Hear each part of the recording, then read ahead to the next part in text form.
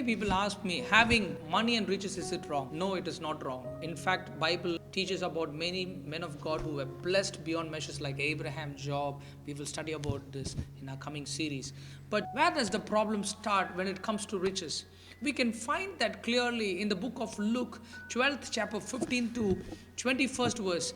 Let us read it.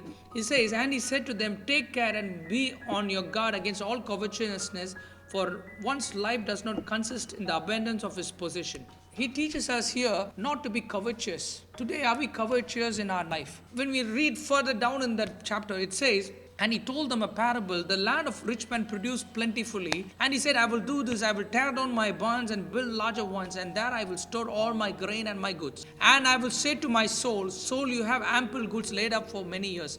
Relax, eat, drink, and be merry." But God said to them, "Fool, this night your soul is required of you, and the things you have prepared, whose will they be? So is the one who lays up treasure for himself and is not rich towards God." The problem here is not the plentiful that the rich man had. The problem here is not his vision to enlarge and bigger barn. That is not the problem. The problem is where he started thinking. You can read it in the 19th verse. It says, "Soul, you have ample goods laid up for many years. Relax, eat, drink, and be merry." Look at the purpose that he has over his life. Look the vision that he has about the riches that about his life. He says he has stored up all these riches to have ample goods laid up for many years. Relax, eat, drink, and merry. That is where the problem starts. He wants to store everything laid up for his soul for many years for eating, drinking, and for other things. See, his hope is totally laid on what he has for his precious.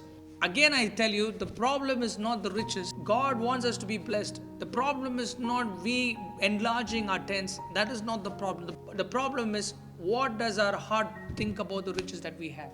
Let us fix our eyes on God. Let us not do anything that we do for selfish purpose. Let us always remember everything God has put in our hands is for a purpose in our life. And it is to win souls, and it is to bless others around us and help them see the kingdom of God.